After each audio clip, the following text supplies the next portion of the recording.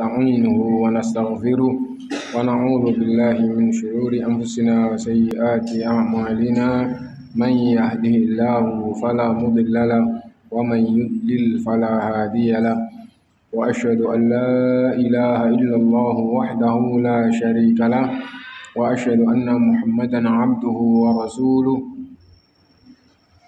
يا أيها الذين آمنوا اتقوا الله حق تقاته ولا تموتن إلا وأنتم مسلمون يا أيها الناس اتقوا ربكم الذي خلقكم من نفس واحدة وخلق منها زوجها وبث منهما رجالا كثيرا ونساء واتقوا الله الذي تساءلون به والأرحام إن الله كان عليكم رقيبا يا أيها الذين آمنوا اتقوا الله وقولوا قولا سديدا يصلح لكم أعمالكم ويغفر لكم ذنوبكم ومن يطع الله ورسوله فقد فاز فوزا عظيما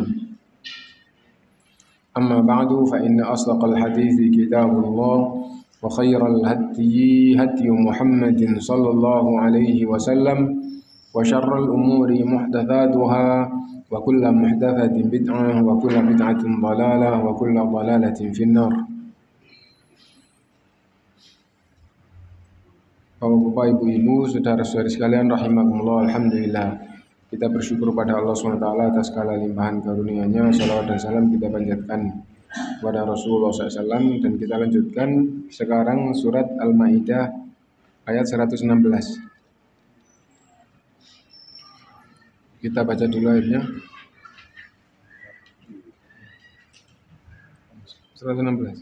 Oke, 116. A'udzu billahi minasyaitonir rajim. Wa idh qala Allahu ya Isa ibn Maryam a anta qulta lin-nasi ittakhiduni wa ummi ilahaini min dunillah. Qala subhanaka ma yakunu li an aqula ma laysa li bihaqq. In kuntu qultuhu faqad 'alimtah. Ta'lamu ma fi nafsi wa la a'lamu ma fi nafsik. Innaka anta 'allamul ghuyub. Ma qultu lahum illa ma amartani bihi an i'budullaha rabbi wa rabbakum. Wa kuntu 'alaihim shahidan ma dumtu fihim. Falamma tawaffaytani kunta antar raqiba 'alaihim wa anta 'ala kulli syai'in syahid. In tu'adzibhum fa innahum 'ibaduk wa in taghfir lahum fa innaka antal 'azizul hakim.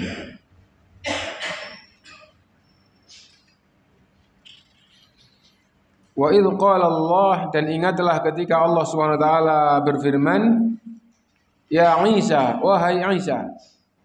Allah berfirman kepada Nabi Isa alaihi salatu wassalam, ya Isa, wahai Isa ibn Maryam. Ya Isa ibn Maryam, a anta qulta lin-nasi ittakhiduni wa ummiya ilahaini min dunillah. Apakah kamu, wahai Isa, berkata kepada manusia, jadikanlah aku dan ibuku sebagai sesembahan selain Allah. Jadi orang-orang Nasoro banyak yang menyembah kepada Isa dan banyak juga yang menyembah kepada Bunda Maryam. Mereka punya patung Bunda Maria dan akhirnya juga disembah, gitu. Dan itu dari sebelum Islam datang. Dari sebelum Islam datang. Bahkan di dalam Al-Qur'an difirmankan oleh Allah, pertama orang mengatakan Isa adalah anak Allah sebagaimana orang Yahudi. Lalu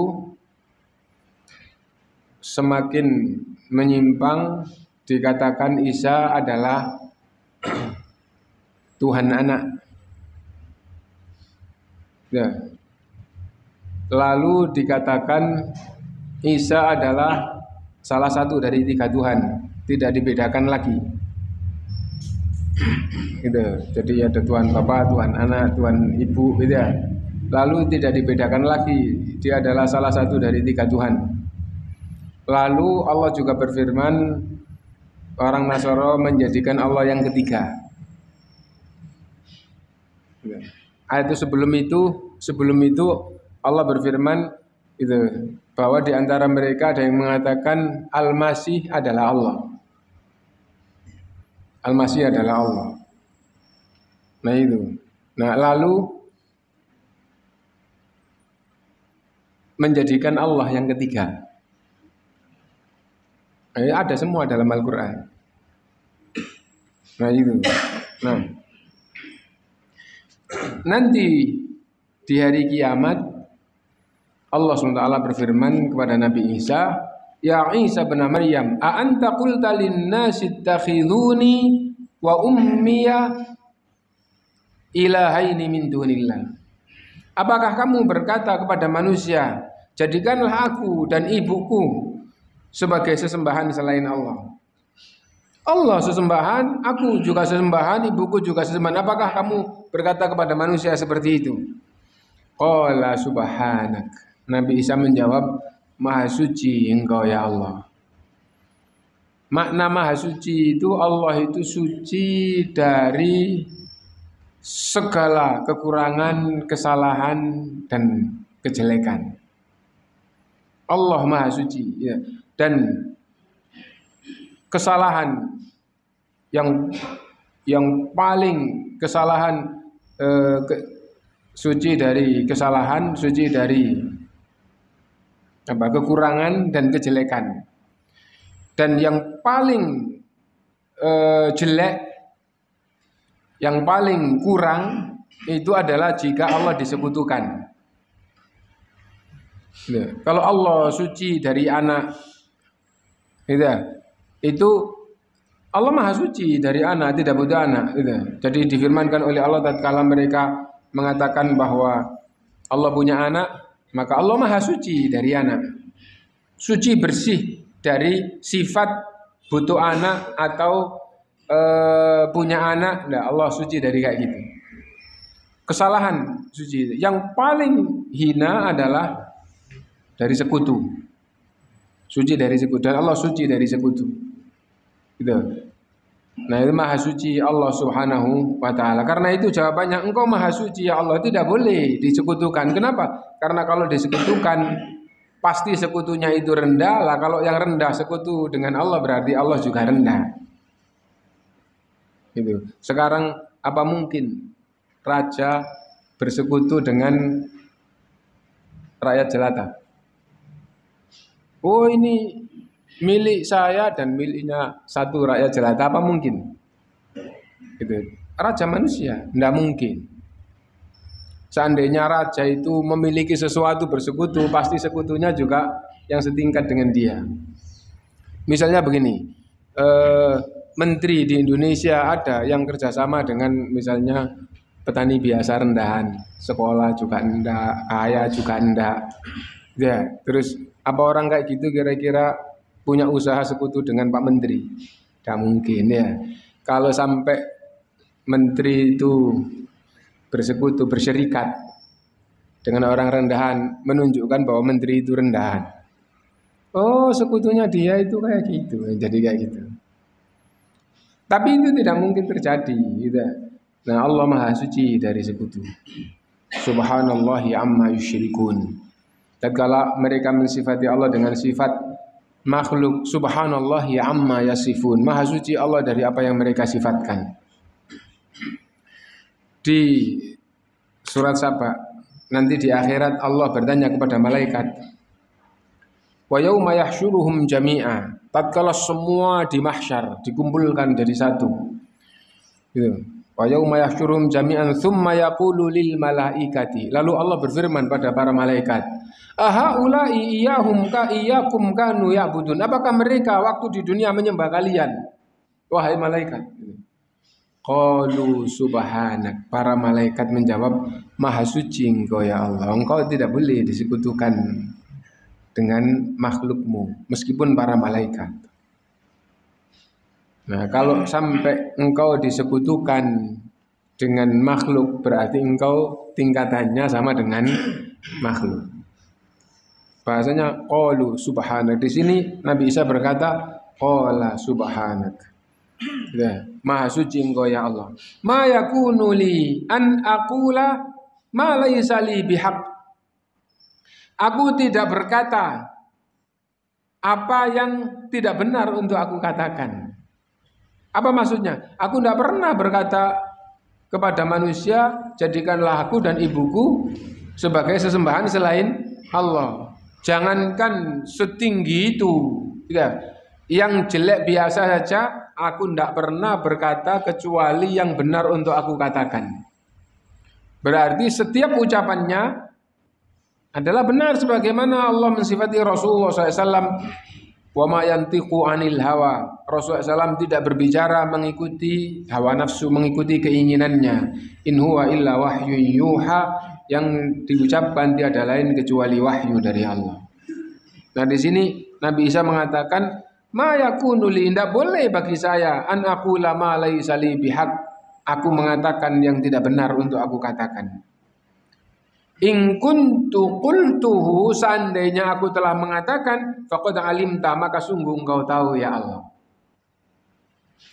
Nah, seandainya waktu Nabi Isa masih hidup mengatakan yang batil, Allah pasti akan tahu dan Allah pasti akan menurunkan ayat sebagai teguran. Karena dia sebagai Rasul bahkan ulul azmi. Nah, intinya apa? Bahwa Nabi Isa tidak mengatakan yang batil, tidak mengatakan jadikanlah aku sebagai sesembahan selain Allah, jadikanlah ibuku sebagai sesembahan selain Allah, dan bahkan yang batil-batil yang lebih rendah daripada itu. In kuntu qultuhu faqad alimta, seandainya aku dulu mengatakan sungguh engkau tahu. Kenapa? Ta'lamu ma fi nafsi wala a'lamu ma fi nafsik. Karena engkau tahu apa yang ada pada diriku dan aku tidak tahu apa yang ada pada dirimu. Nafs diartikan diri di sini ya. Diartikan jiwa, enggak apa-apa. Engkau tahu apa yang ada di dalam jiwaku dan aku tidak tahu apa yang ada pada jiwamu ya Allah. Itu. Innaka anta 'allamul ghuyub, sungguh engkau ya Allah Maha suci, sungguh engkau ya Allah Maha mengetahui yang gaib. Nah, Allah mengetahui semuanya. Ya, yang gaib pun engkau Maha mengetahui. Ini pembicaraan Allah SWT pada Nabi Isa nanti di hari kiamat. Ya. Dan ada faedah yang sangat penting di sini, gitu. Bahwa Allah berfirman melalui ucapan Nabi Isa dan difirmankan oleh Allah di sini, ta'lamu ma fi nafsi wala a'lamu ma fi nafsik. Engkau tahu apa yang ada di dalam jiwaku dan aku tidak tahu apa yang ada di dalam jiwamu. Ya, kalau diartikan diri, engkau tahu apa yang ada pada diriku dan aku tidak tahu apa yang ada pada dirimu. Tapi nafsun itu kita telah mengetahui semuanya. Ya. Nafsun artinya adalah jiwa. Ya. Dan di sini menunjukkan bahwa Allah juga punya jiwa. Ta'lamu ma fi nafsi wala a'lamu ma fi nafsik. Aku tidak mengetahui apa yang ada pada jiwamu. Berarti firman Allah ini menunjukkan Allah punya jiwa. Ya.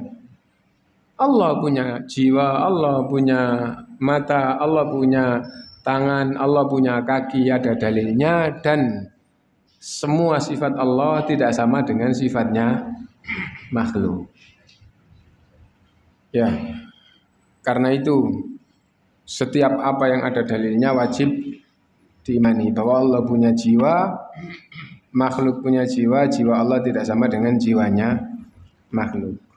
Lalu sekarang Allah berfirman, kullu nafsin dha'iqatul maut. Semua jiwa pasti akan mati. Lah Allah punya jiwa. Berarti jiwa Allah juga akan mati kan? Kullu nafsin dha'iqatul maut. Jawabannya enggak. Sesungguhnya sifat Allah itu khusus bagi Allah. Sifat makhluk khusus bagi makhluk. Sifat Allah tidak sama dengan sifatnya makhluk. Kullu nafsin dha'iqatul maut. Semua jiwa pasti akan mati. Jiwa yang mati itu adalah jiwa yang qabilun lil maut. Jiwa yang bisa mati. Jiwa yang bisa mati itu jiwa yang asalnya tidak ada, lalu Allah ciptakan jadi ada. Asalnya tidak ada, Allah ciptakan jadi ada. Allah yang mengadakan dari tidak ada menjadi ada. Dan yang ada itu ada yang Allah tetapkan hidup, Allah yang menghidupkan, dan yang hidup itu Allah jadikan mati, Allah juga yang mematikan, dan ada makhluk-makhluk Allah yang setelah mati Allah hidupkan kembali. Adapun sifat Allah itu bukan ciptaan Allah, tapi sifat itu mengikuti zat. Kalau zatnya bukan makhluk, maka sifatnya juga bukan makhluk. Faham ya? Mudah-mudahan faham. Ini pembahasan tentang tauhidul asma'i wa sifat supaya tidak menyimpang. Kalau sudah agak tinggi terus nanti di internet itu banyak orang-orang yang itu gampangannya itu mengira bahwa mereka punya ilmu terus menyalahkan ustadz-ustadz sunnah yang menjelaskan tentang tauhidul asma'i wa sifat. Ternyata mereka tidak punya pemahaman. Jadi gitu. Nah jadi kayak gitu, tidak punya pemahaman yang dalam. Jadi mereka hanya tahu gitu ngikut pelajaran yang menyimpang. Pelajaran mereka sendiri itu mereka tidak tahu dasarnya, dan mereka tidak tahu seperti apa ajaran Ahlus Sunnah, tapi menyalahkan Ahlus Sunnah. Nah jadi itu. Nah intinya bahwa kalau sifatnya itu, kalau zatnya itu bukan makhluk, maka sifatnya juga bukan makhluk. Tapi sifat itu mengikuti zat. Kalau zatnya makhluk, sifatnya juga makhluk. Kalau makhluk itu asalnya tidak ada, maka sifatnya juga asalnya tidak ada. Kenapa? Karena sifat itu selalu mengikuti zat. Tidak ada sifatnya kalau nggak ada zatnya. Kalau ada zatnya, maka ada sifatnya. Contoh, tembok ini besar, tembok ini kuat. Soal, sebelum temboknya ada, besarnya ada apa enggak? Nggak ada. Loh kenapa kok nggak ada? Kan temboknya tadi kan zat itu. Nah besarnya kan sifat. Nah sekarang karena sifat itu mengikuti zat. Kalau zatnya nggak ada, sifatnya nggak ada. Ya. Nah, tembok ini kuat. Kalau temboknya belum ada kuatnya. Ya nggak ada. Nah, sekarang tembok ini kuat, kokoh, kuat. Tapi karena sesuatu hal direnovasi, temboknya dihancurkan. Setelah hancur kuatnya masih ada apa enggak? Ya enggak ada. Setelah hancur besarnya masih ada? Ya juga enggak ada. Padahal yang dihancurkan bukan kuatnya dan bukan besarnya. Yang dihancurkan adalah zatnya. Kenapa sifatnya kok jadi hilang? Karena sifat itu mengikuti zat. Sekarang sifat Allah. Allahu Akbar. Allah Maha Besar.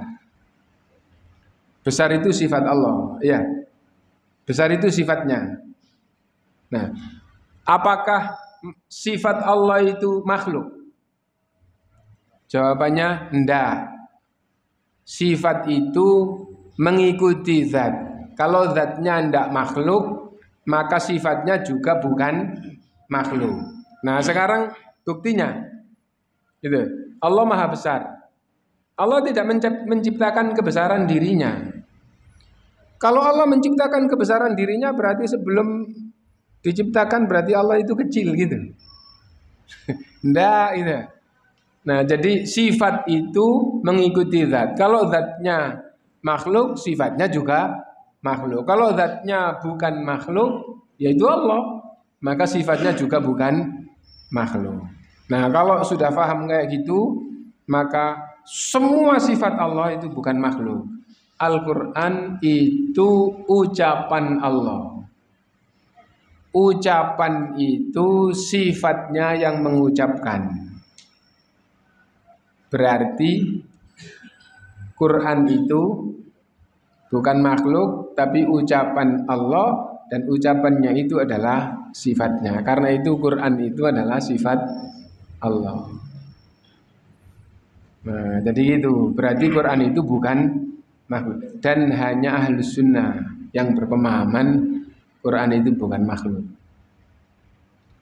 Orang Asy'ari, orang Mu'tazilah, orang Jahmiyah semuanya mengatakan Quran itu makhluk. Kalau orang Asy'ari berpemahaman Allah punya sifat kalam, tapi kalam Allah itu makna nafsi qaimun bidzat. Kalam itu makna nafs, makna an-nafs, makna jiwa yang tegak pada zat. Gampangnya kayak apa? Kayak hidup. Hidup itu makna nafsi qaimun bidzat. Gitu ya? Faham? Hidup itu Allah maha hidup. Allah punya sifat hidup. Gitu ya? Hidup itu apa? Hidup itu makna yang ada pada zat. Ya. Makna sifat itu ada. Sifat ini ada. Nah, sifat ini bukan zat tapi makna. Makna ya. Nah, makna ini tegak pada zat. Kita hidup. Di antara saudara kita ada yang sudah mati. Nah itu. Hidup dan mati itu adalah sifat. Hidup dan mati adalah sifat. Sifat ini ada pada zat. Sifat ini ada pada zat. Nah itu, kalau orang itu belum mati, orang itu hidup. Kalau hidupnya dicabut oleh Allah, orang itu jadi mati. Nah Allah punya sifat hidup. Nah Allah punya sifat kalam. Orang Asy'ari berpemahaman kalam Allah itu makna nafsi qaimun bidzat. Lah Quran ini apa? Ini bukan kalam Allah. Ini kata orang Asy'ari, takbirun an kalamillah, ungkapan dari kalam Allah yang ada pada zat tadi, kalam jiwa itu diungkap. Lalu siapa yang mengungkap? Mereka berbeda pendapat. Yang ada yang mengatakan yang mengungkapkan, yang mengucapkan, faham terus mengucapkan. Ada yang mengatakan malaikat. Berarti kalau gitu Quran ini ucapan malaikat. Ada yang mengatakan Rasul. Rasul diberi ini pemahaman oleh Allah tentang kalam Allah, lalu Rasul mengucapkan. Jadi alif lam mim atau al-Fatihah sampai An-Nas itu ungkapan Rasul. Nah, jadi itu orang Asy'ari. Nah, orang Asy'ari itu yang meyakini sifat Allah awalnya ada 7, qudra, irada, ilmu, haya sama basar, kalam. Terus datang kelompok atau ulama lain yang cara berakidahnya sejalan, terus mendatangkan atau menetapkan sifat tambahan terus akhirnya yang tersebar di muka bumi ini banyak, utamanya di Indonesia dan di Asia. Sifat wajib bagi Allah ada 20. Itu sumber awalnya adalah dari Asy'ari yang menetapkan 7 sifat. Dikatakan sifat wajib.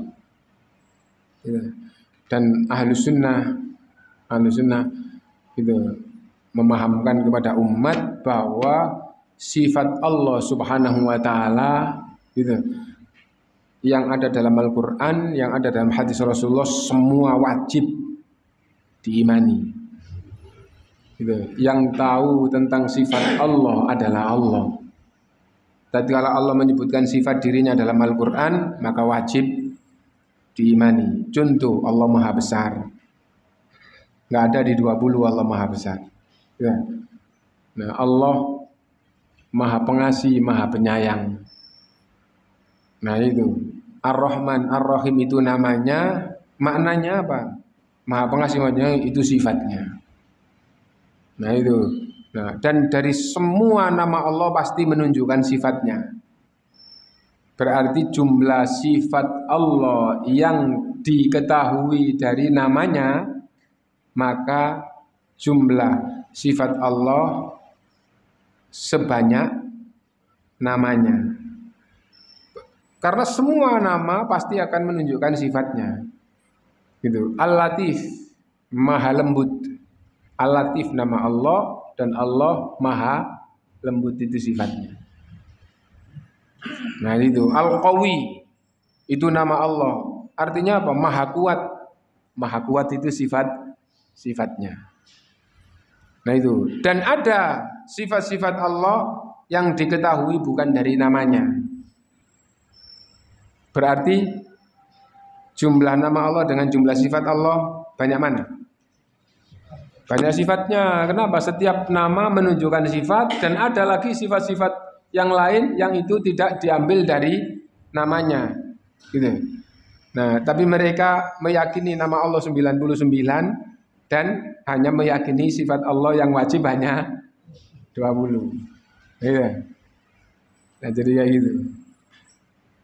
Nah itu. Nah, intinya bahwa Allah SWT punya jiwa, dan kullu nafsin dha'iqatul maut, semua jiwa pasti akan mati. Maksudnya semua jiwa ini, semua jiwa yang bisa mati pasti akan mati. Mananya begitu. Jiwa yang bisa mati, jiwanya makhluk karena asalnya tidak ada, lalu Allah wujudkan dan Allah hidupkan, dan tatkala mati Allah yang mematikan. Adapun sifat Allah itu ngikutin zatnya, ngikutin Allah Ta'ala. Karena Allah Maha Hidup, maka Allah tidak mati meskipun punya jiwa. Nah itu. Nah, ta'lamu ma fi nafsi wa la a'lamu ma fi nafsik, innaka anta 'allamul ghuyub. Sungguh engkau ya Allah zat yang Maha mengetahui yang gaib. Dan di dalam bab mengetahui yang gaib, Allah berfirman, tidak ada yang mengetahui yang gaib kecuali Allah. Qul la ya'lamu man fis samawati wal ardil ghaiba illallah. Katakanlah, siapapun di langit, siapapun di bumi, tidak ada yang mengetahui yang gaib kecuali Allah. Manusia yang paling tinggi derajatnya Rasulullah SAW. Malaikat yang paling tinggi derajatnya Jibril alaihissalam. Dua-duanya tidak tahu yang gaib. Di antara yang gaib apa? Kapan datangnya hari kiamat? Rasulullah SAW tidak tahu, Jibril pun tidak tahu. Nah itu. Nah, adapun di antara yang gaib ada yang Allah beritahukan kepada beberapa rasulnya. Malaikat Israfil kan dikenal mencabut nyawa, meniup sangkakala. Gitu. Kapan sangkakalanya ditiup? Tidak tahu. Kapan kiamat terjadi? Tidak tahu. Disabdakan oleh Rasulullah, sangkakala itu sudah di mulutnya, menunggu kapan diperintahkan untuk meniup. Nah, jadi kayak gitu. Nah, dan ada faedah bahwa malaikat itu punya mulut. Nah ini.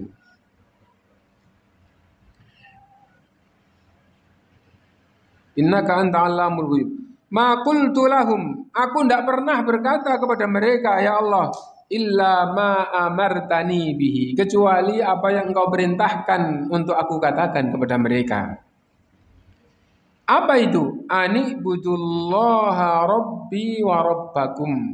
Yang aku ucapkan sebagaimana perintahmu adalah, ibadalah hanya kepada Allah Tuhanku dan Tuhan kalian.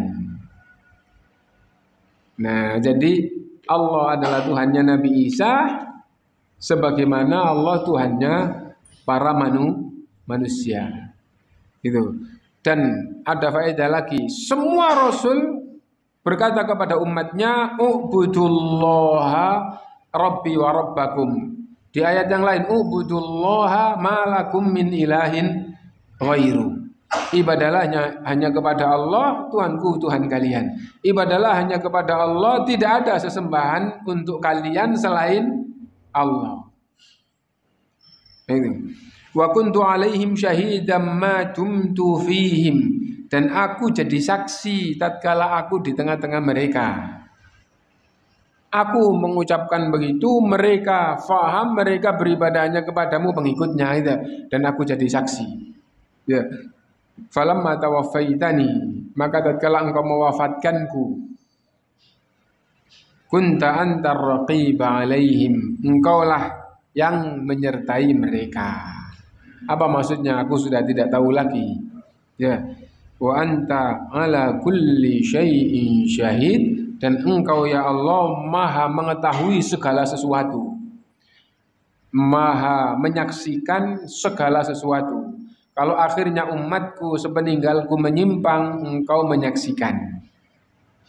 Ya, karena itu in tu'adzibuhum fa innahum ibaduk. Kalau engkau mengadab mereka karena menyimpang, maka sesungguhnya yang engkau adab juga hambamu. Ya. Jadi, dan ini diantara ulama menjelaskan, ini menunjukkan bahwa Nabi Isa sebagaimana Rasulullah SAW berharap agar kaumnya diampuni oleh Allah SWT.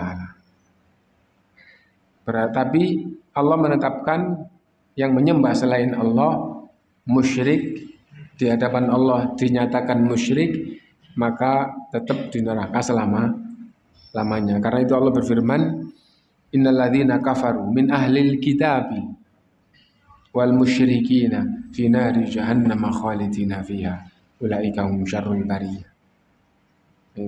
Nah, tapi kalau tidak sampai musyrik, nggak sampai kafir, di hadapan Allah imannya masih ada meskipun kecil, maka kebijakan ada pada Allah, bisa diampuni, bisa diadab seukuran dengan dosanya, baru dikeluarkan dari neraka.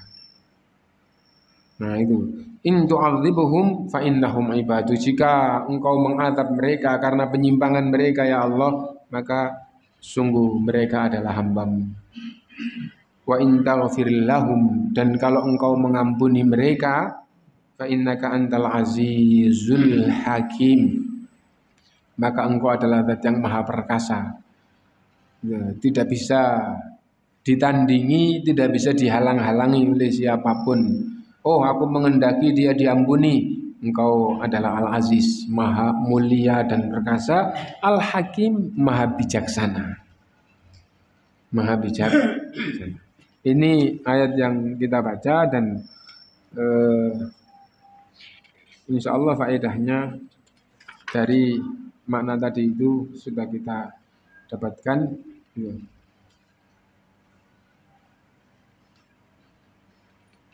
Kalau ada yang mau ditanyakan, mau dipersilahkan.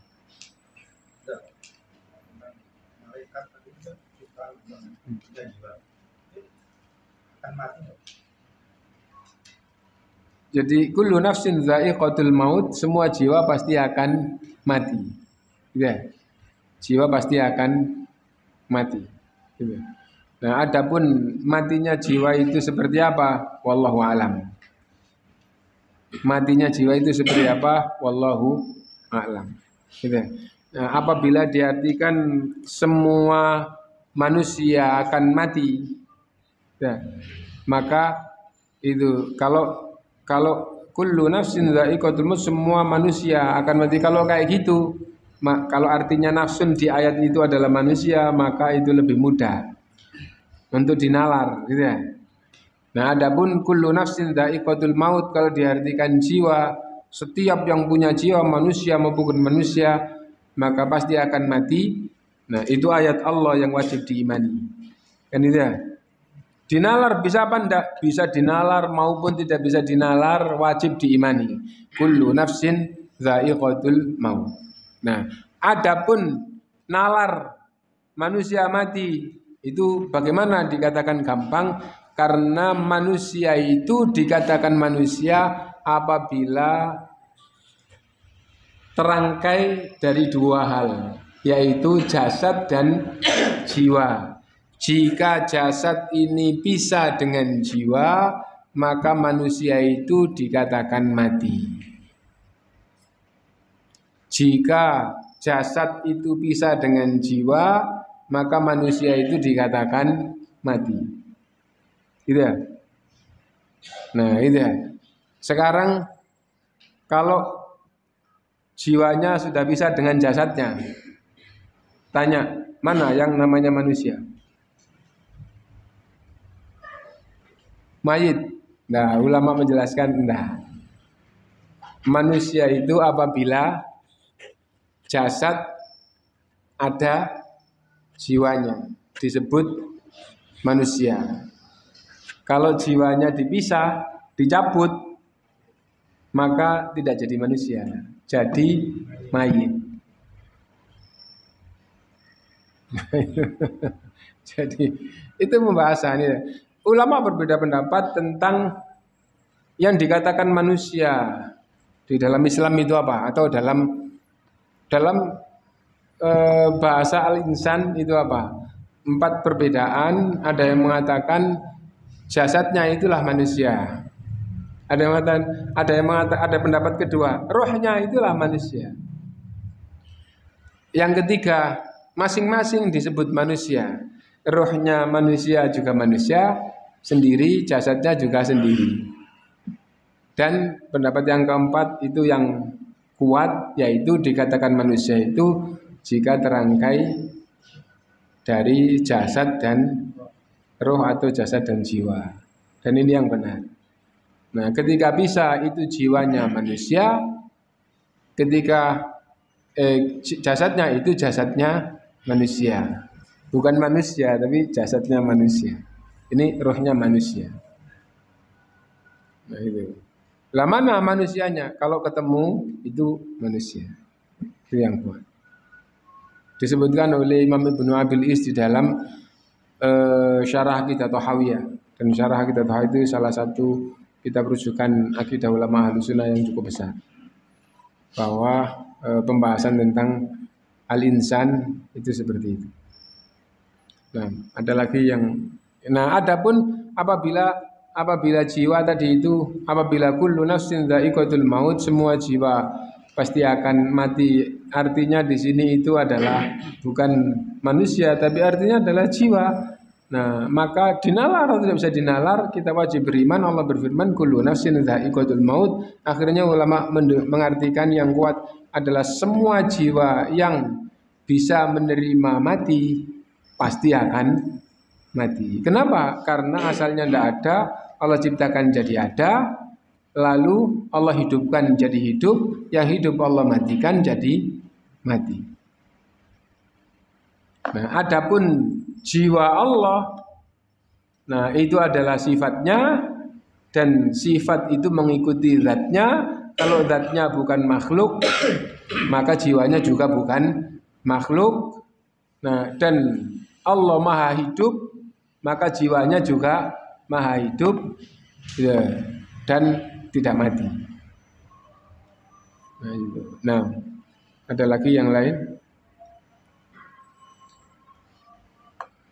Kalau tidak ada, itu pembahasan kita masih berkaitan dengan beberapa pembahasan yang lalu, yaitu tentang perjalanan Nabi Isa atau ayat-ayat yang berkaitan dengan Nabi Isa. Tadi itu pembahasannya adalah nanti di hari kiamat Allah SWT menanyakan pada Nabi Isa, anta qulta linnasi ittakhiduni wa ummiya ilahaini min dunillah. Apakah kamu berkata kepada manusia, jadikanlah aku dan ibuku sebagai sesembahan selain Allah? Nabi Isa mengingkari, menunjukkan bahwa orang-orang Nasara sekarang itu tidak mengikuti Nabi Isa. Ya.